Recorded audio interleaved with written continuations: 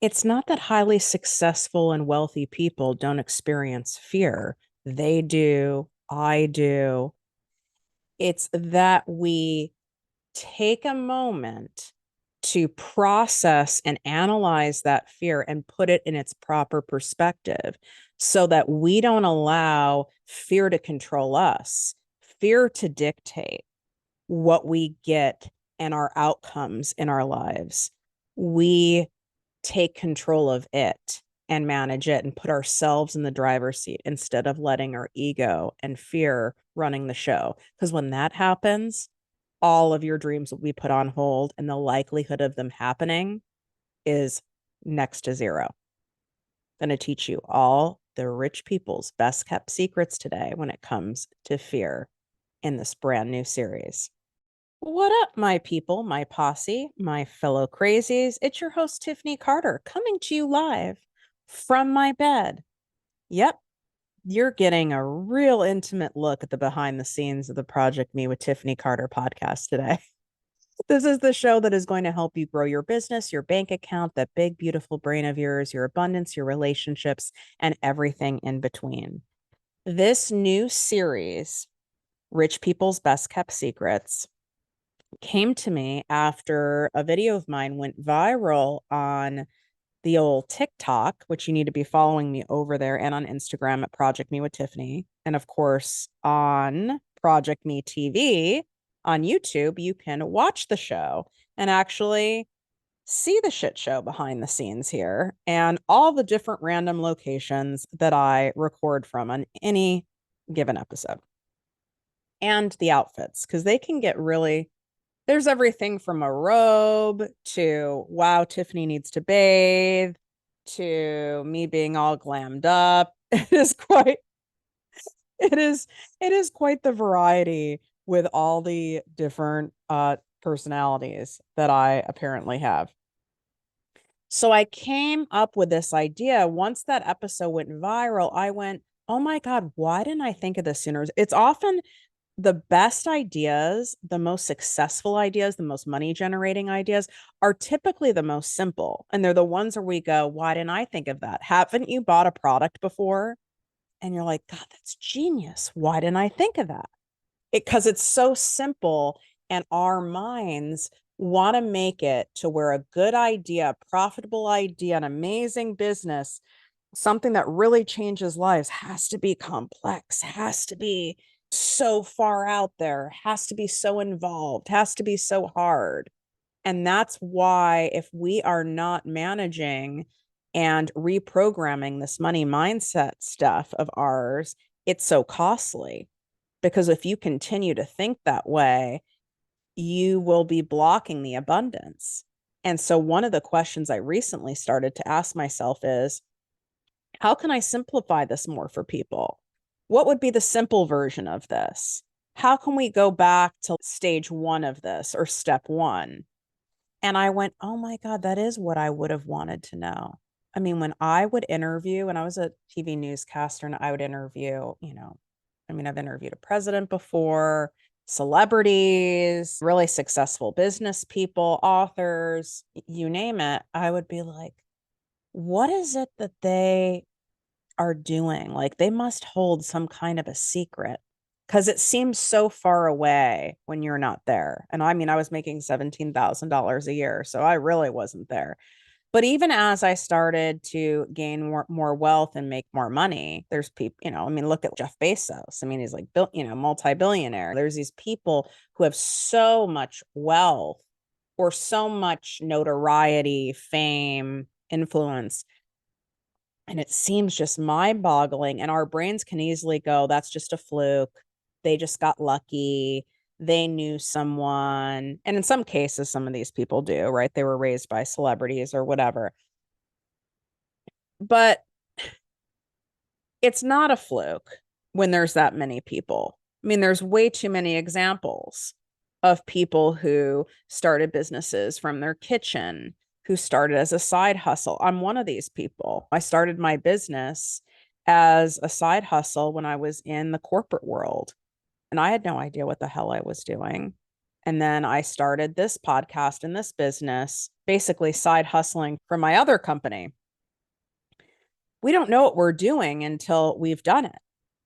The fast track is having a teacher and having someone who you trust, who you can learn from, who you can absorb the information from, who you feel you can relate to in some way, where it's like, okay, I believe that it's possible for me because it's possible for Tiffany.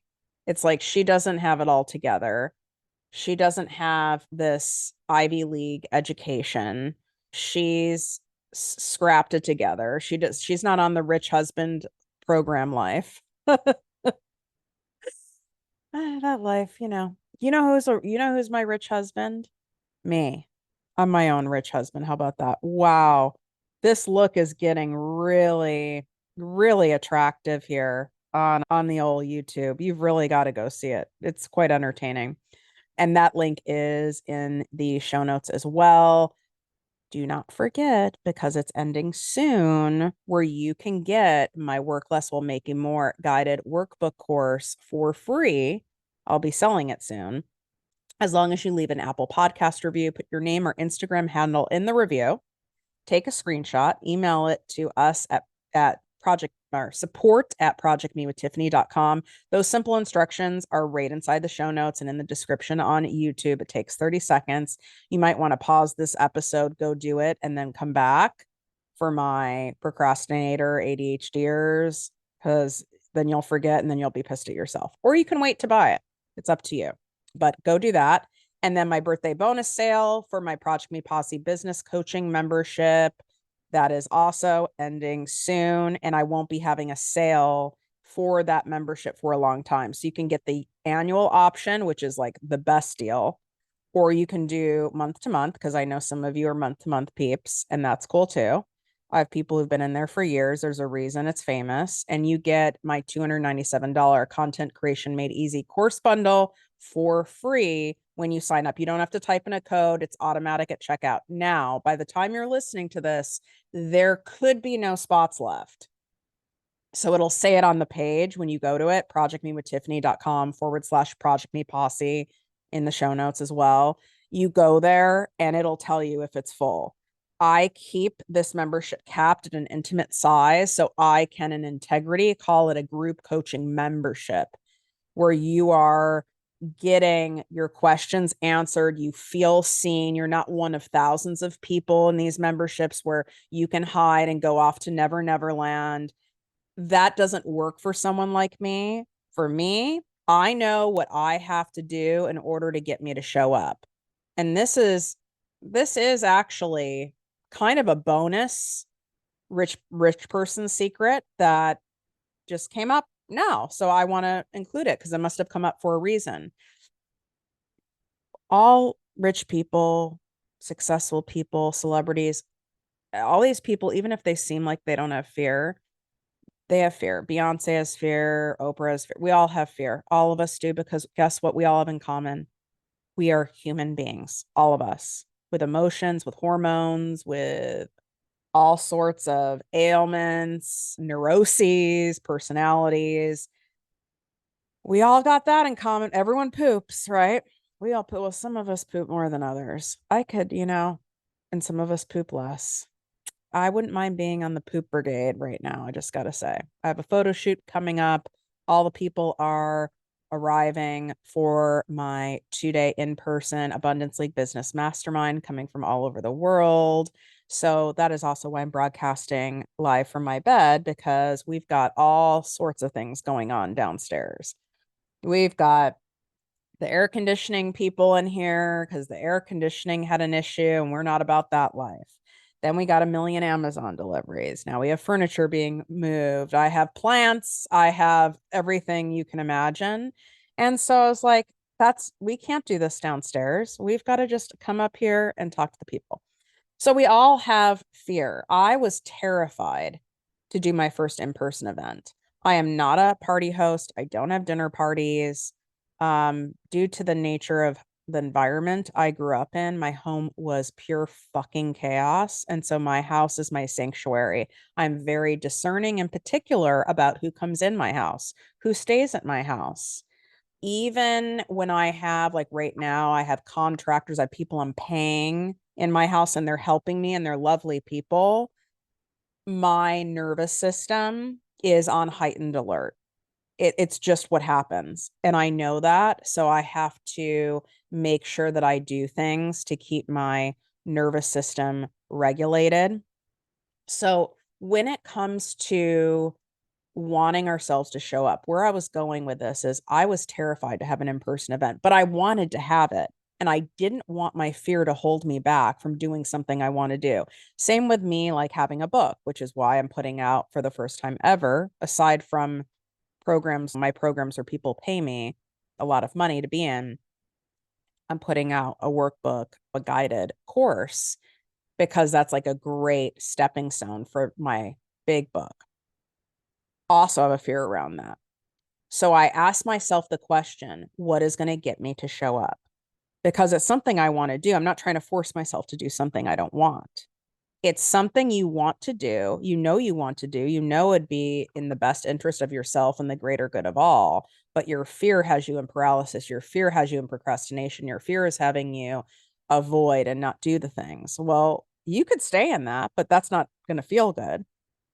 So the question to ask yourself is, what can I do? How can I set it up that will get me to show up? Sometimes it has to even be the word force me to show up. What forced me to show up to do that first mastermind, that first in-person event?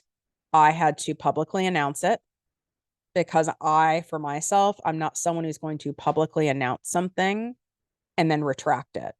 So it keeps me accountable. Before I even did that, though, I told people on my team what I wanted to do and was honest about, my fears, and asked for help and asked for extra support from a couple close people in my life who they have done in-person events, and told them my fears and the support that I would need.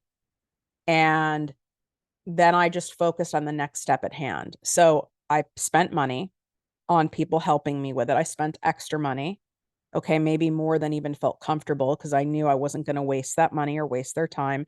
I announced it publicly to all the people, to all you guys, because I'm not going to retract that because that's just not how I roll.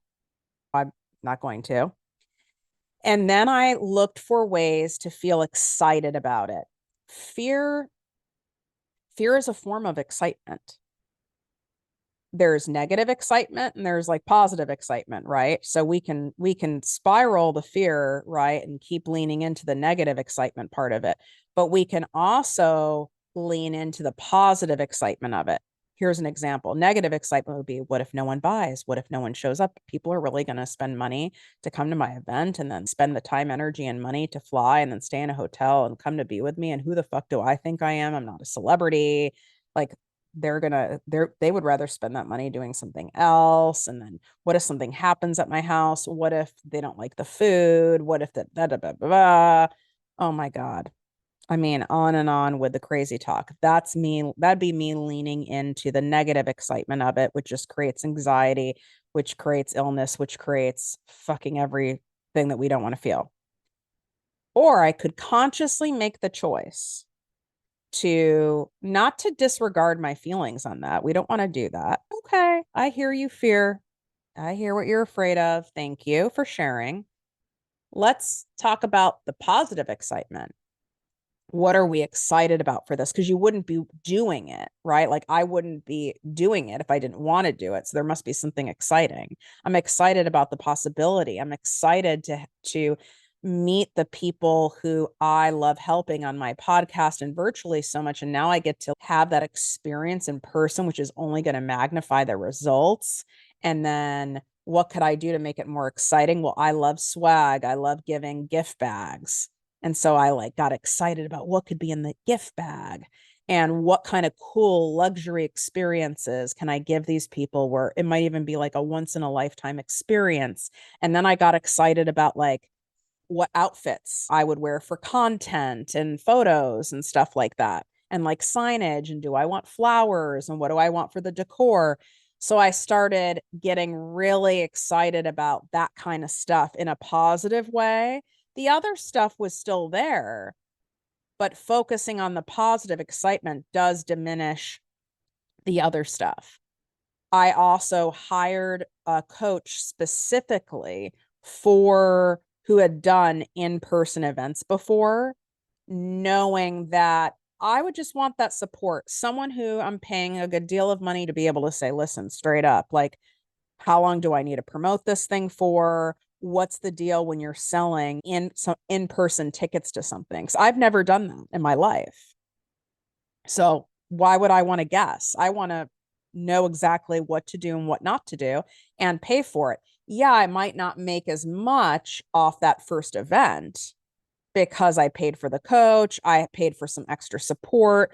Of course, I went over the fucking top because that's what can happen with fear, especially if you're someone who's a recovering people pleaser, right? Like you overgive. So, yes, I went over the top with stuff, but the payoff in the long run for event 2, event 3, event 4 is huge because I know how to do the thing. And I also saved money by not making mistakes I would have made if I hadn't hired someone who taught me how to do the thing. This is why you guys listen to me. This is why people come in my posse. This is why people work with me privately, right? Because I'm saving you time to get you your result faster, smoother, easier, with more fun and more joy and less headache.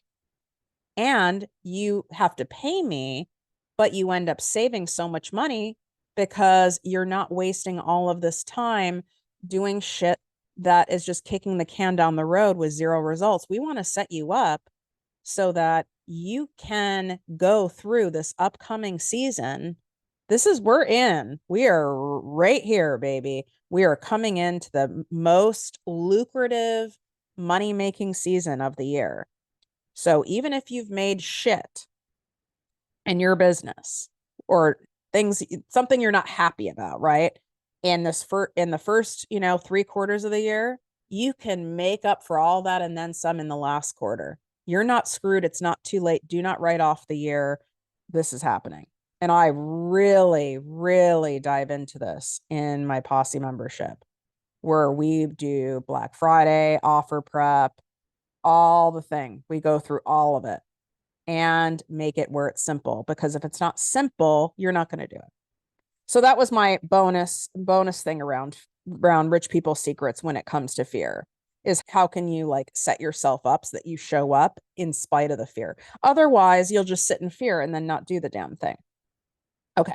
I have notes for this. I'm always impressed with myself when I do notes. I have to do notes because when I get this combo of, I have a lot of like fear, excitement energy around everyone coming. And then I can tell it kind of ignites my complex PTSD to where like my short-term memory isn't that great. So there's post-it notes everywhere and they're very weird. I have one that just says cups on it. If like people came in here, they'd be like, okay, at some point Tiffany lost her mind and she may have murdered someone. There's that many post-it notes. All right. The first thing that I do, truly, when I'm starting to go into fear about anything, and this is what I coach my people to do, is I want you to separate the facts from the feelings. What is actually true versus what feels true.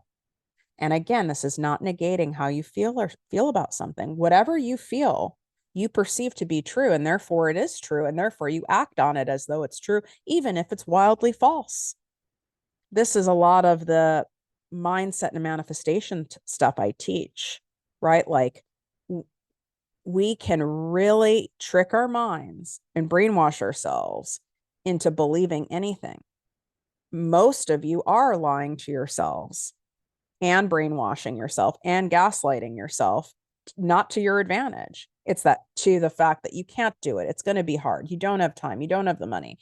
This isn't going to work. This is never going to work. Why would anyone listen to me? People are going to think I'm stupid. Oh my God, I'm going to look like an idiot. You're already doing it, so you might as well do it to where it is to your advantage, because you're already lying to yourself. So just tell a different lie. So I want you to separate facts from feelings. Here's the easiest way to do it. Let's say you have a fear of, you really want to launch, like you want to launch something. You want to have a big launch for something. You want to have some big group coaching program or something like that, but you're afraid to put it out there because what if no one signs up? Or what if only a few people sign up, and how embarrassing? And then you're going to put in all this effort, time, and energy, and then there's only a couple people, and that's going to make you feel stupid. And you don't feel you have a big enough following yet, but then you also don't know how to grow your following, and why is anyone growing it? And then you get overwhelmed and go into paralysis, and then it's just easier to go into doom scrolling, and then you only feel worse. Sound familiar? Yes, I know your crazy brains. So ask yourself the question, is it absolutely true with 100% certainty that I'm going to launch this and no one's going to show up? No. Is it absolutely true with 100% certainty that no one's going to show up and they're never going to show up? No. Is it absolutely true with 100% certainty that if I don't do this and I don't follow through and I don't put this out there, that no one will show up? Yes, that is true. If you don't do it, no one will show up. So separate that, because you're coming up with something because your nervous system is simply trying to protect itself. It's trying, like, listen, Elon Musk didn't know that Tesla would be today what it is today. He had a knowing that it could be, and he was going to do everything in his power to make it be, but there was no guarantee. There are no guarantees. There's no guarantee of anything I launch that X many people are going to show up. But what I can guarantee is I'm going to do the best I can on any given day and show up fully for whomever shows up. And if it's 50 people that first time, great. Then the next time it's 65 people, then 75 people. The first time I did a live, 2 people showed up, and one of them was like a 90-day fiance person who like wanted me to donate to his ailing mother who didn't exist.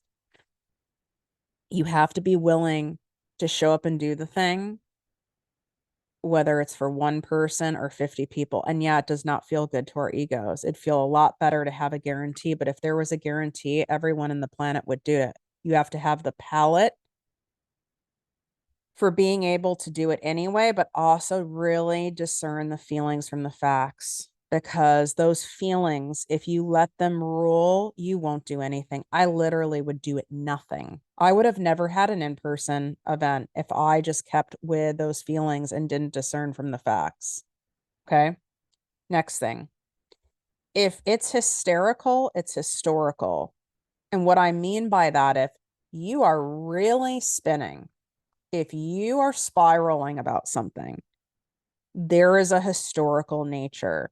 Something is going on with this person, place, thing, situation that is triggering you and your nervous system from childhood or from some other relationship or traumatic experience that you've had before. Really weird example, but I'm going to go with it because it came to me from my ass. When I get asked to speak at events that are, excuse me, very boss baby, as I call them, very girl bossy, lots of Polly the influencer people are there, where everyone is like perfectly coiffed.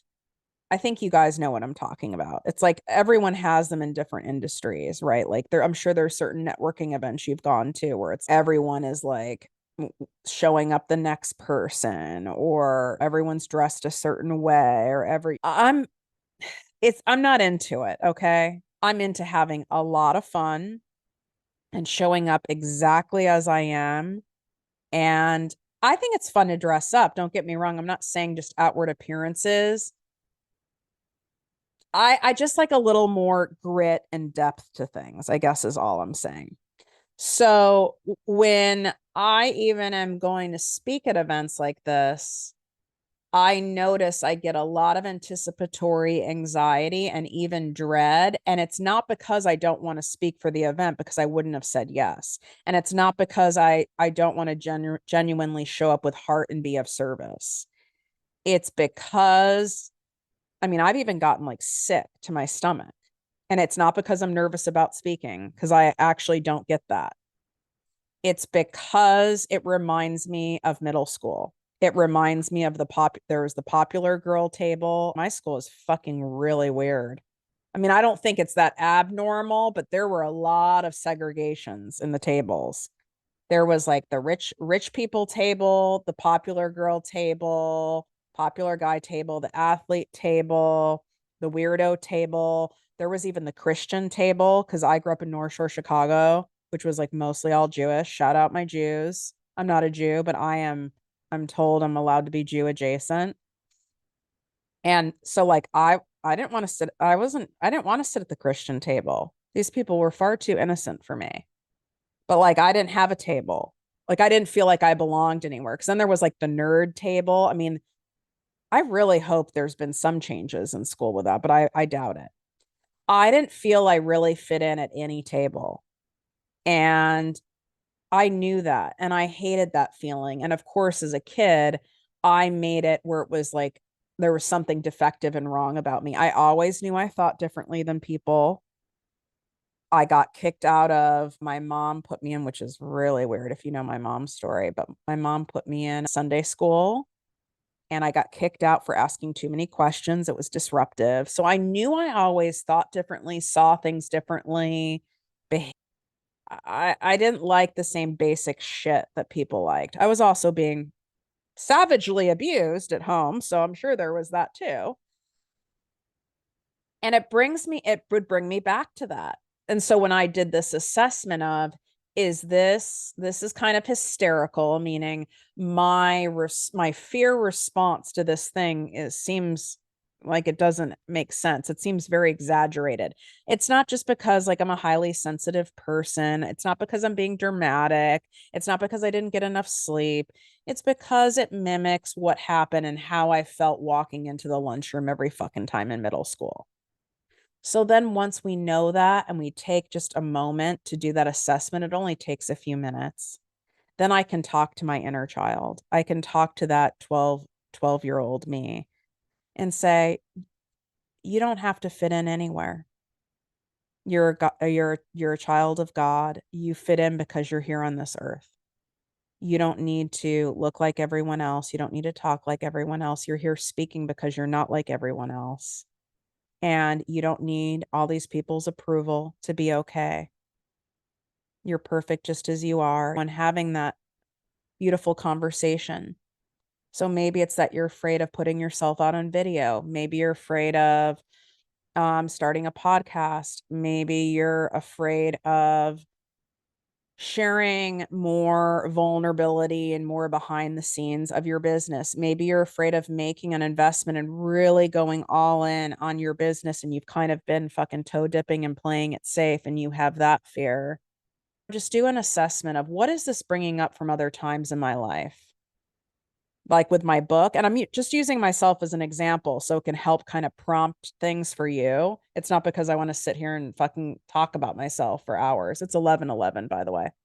11:11. All good things happen to us for the greater good of all, for simply being us. Yeah, no one would ever hire me for singing. I'm well aware of that. I got bullied for my voice and how I pronounce certain things, and now I make millions of dollars podcasting. So yeah, it did take me 10 years to start my podcast. There were all sorts of shit that was going on in my head. And that's why I'm doing this series for you also, because what do rich people do?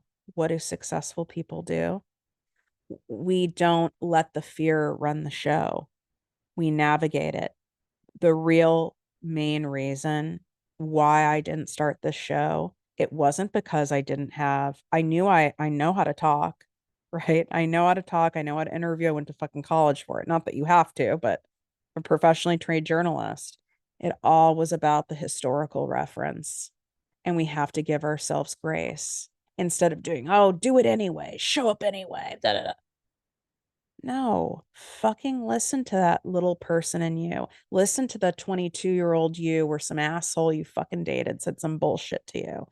Listen to the 30-year-old version of you who had a abusive boss that made you feel like you couldn't do it. I had I don't know what we want to call him.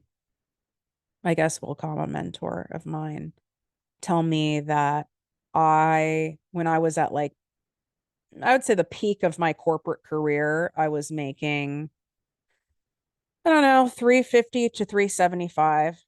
So 350 to $375,000 a year. That's a lot of money in the corporate world. That's great money, period. And he told me on multiple occasions that I was being delusional and there's no way that I would make this.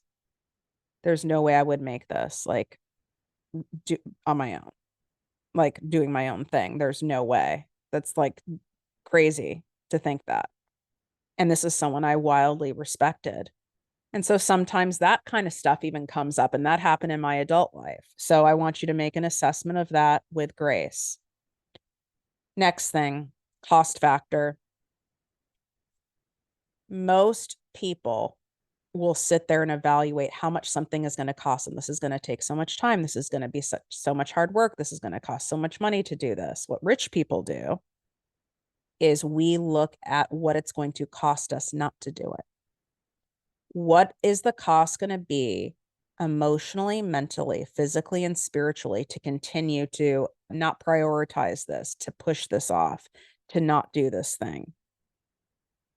Because that cost factor is much higher. What's the regret cost factor?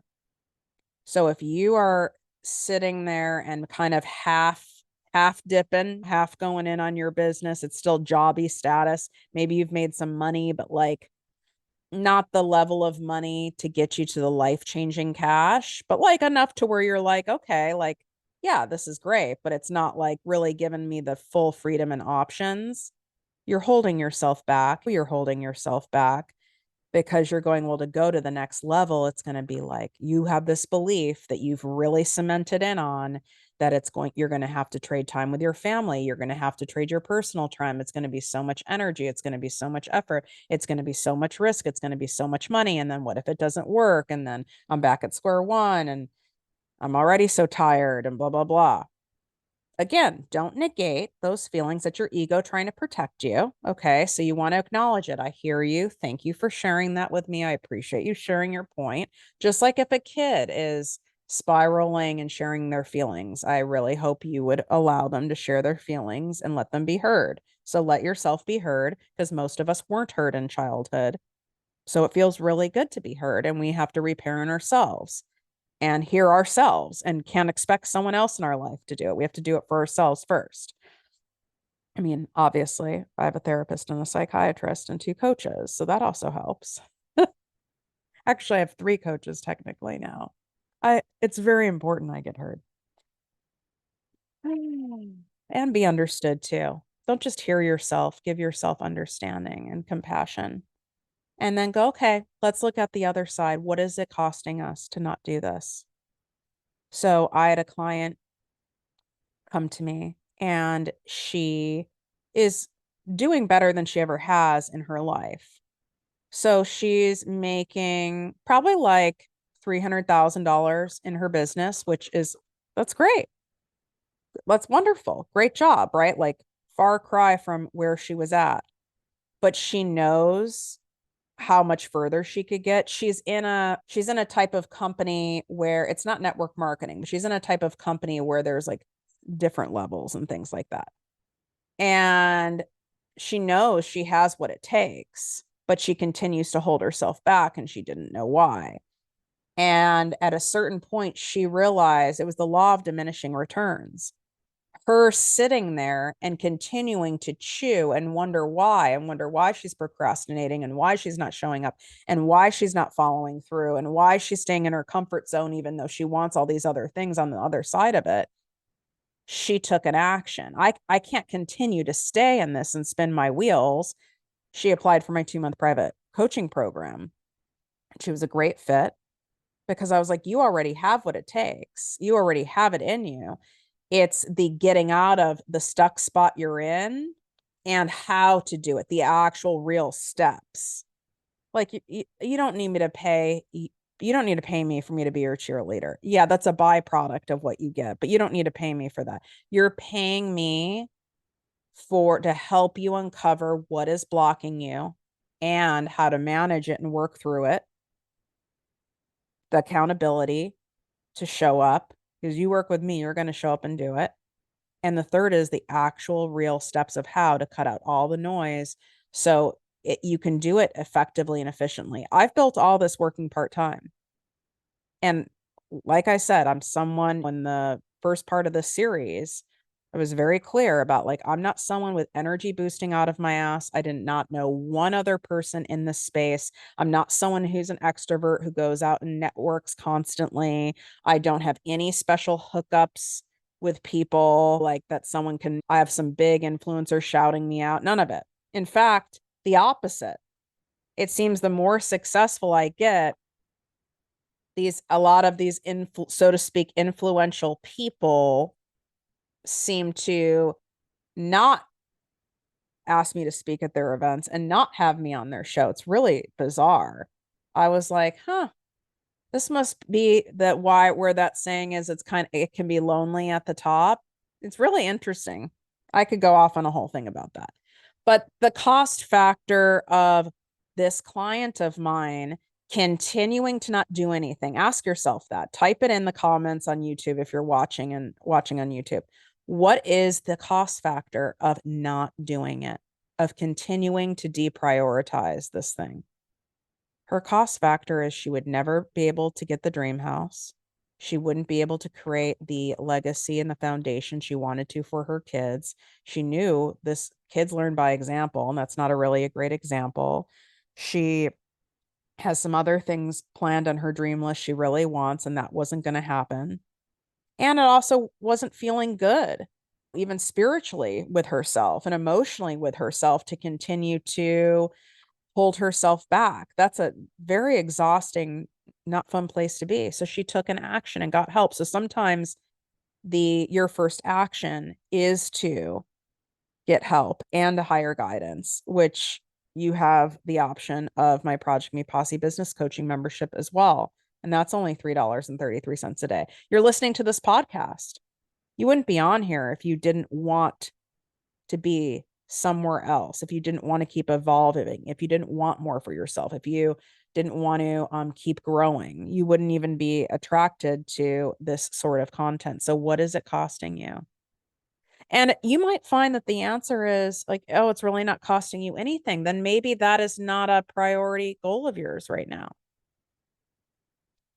It was costing me so much to not put out any form of like a book type content, because I know the book I have in me. I'm sure there's many more, but there's one book that has to be written for the greater good of all. There's very few people in this world who've gone through the level of abuse I have, that have gone through the level of healing, that have the capability to be able to discuss it and hold space for other sexual abuse survivors. And I hold that space, and I've done a lot of work to be able to hold it. And I know the few books I've read in my journey of other people who were able to tell their stories and hold that space saved my fucking life. And I want to pay that forward. But I started this book in 2020 in the pandemic, and I couldn't finish it. I was just stuck. But rich people, and when I say rich, I'm like doing a fun play on words. I don't just mean rich monetarily, rich in all sorts of areas of their lives. I I wasn't going to allow that to be the thing, because it was costing me. I wasn't feeling good about myself by putting it out there. I was feeling guilt. I was wasting a lot of time and energy, even thinking about it, even talking about it. If we want to look at it monetarily, without a doubt, that would not only make me a ton of money, but it'd help other people make a lot of money. So I looked at, what can I do? I'm giving examples of, all the secrets today. What can I do to set myself up so I will follow through? Like, I can't not follow through. And that's where the workbook was born. Even though it's not the book, the workbook is still a body of writing that people are going to read and benefit from, and it's going to be executed and put out there. And so then I went, you know what? How about I proclaim it and I put it out there, and I even do a special gift giveaway for it. As you guys know, that's going on with the podcast. And if you don't know, you can write a 5-star Apple Podcast review of the show, leave your name or Instagram, TikTok handle in the review, take a screenshot, email us at support@projectmewithtiffany.com. All those simple instructions are right in the show notes. And I will send you my Work Less While Making More guided workbook course for free before it goes on sale to the public. And that felt really good to me, to be of service, to give a gift. It felt fun to do a fun gift giveaway for the podcast. It got me excited. The more I talked about it, the more I got into positive excitement versus negative excitement about it. And therefore any of my writing blocks and creativity blocks were removed. I have a really big photo shoot tomorrow that I'm doing, and one of the shots that we're getting is for the cover of the workbook. And so I got excited by picking like the outfit and getting creative for it and all of those things. So that's an example of using all the things I just said here. And now what's going to happen? And when you know something's going to happen, it just shifts your energy into the abundance zone. From being, you're in that fear zone, no movement happens from there. And that can go on for years. Like I said, took me 10 years to start this fucking podcast in the Business Coaching Academy because I was stuck in the fear of it. That's not what rich people do. Okay. Rich people get into movement. And the final thing is deregulating your nervous system. Your nervous system is going to get revved up constantly when you're going after new things, any form of new goals, anything. It's just going to get revved up because we read unfamiliar as uncomfortable, and our nervous system can read that as dangerous, whether you've had a dysfunctional childhood or not. It's just going to read that way. So you need to consciously be looking for ways every day to calm and soothe, like, and ignite that parasympathetic nervous system. So it can be as simple as, if you're someone who's into working out like me, I do 2 forms of workouts. One, like a high energy, like a high output weightlifting workout. That actually helps my nervous system because it helps get out a lot of that anxiety and any anger I have. But then I also pair that with doing yoga, a lot of breathing, a lot of stretching, a lot of slow movements. I take my abundance walks, which those are free. I think those are in the show notes, but they're for sure my link in bio on Instagram and TikTok. Go do an abundance walk, take a bath, take a shower, I'll do legs up wall while writing an email to you guys. So just putting your legs up the wall. And I got one of those lavender neck wraps, and you can get them on Amazon. They're not expensive. And I put that on my neck at night. And that, I love lavender. I love using oils. I talk to my plants. I'm really into using facial oils for my skin. So even massaging those into my skin. So there's little things that don't really take up much more time in your day to keep soothing our nervous systems, because they're being ignited all day long, whether it's I don't watch any stressful things, by the way, on TV shows. Even though I love reality TV, I will fast forward or turn it off if it's all fighting, because that can ignite my nervous system.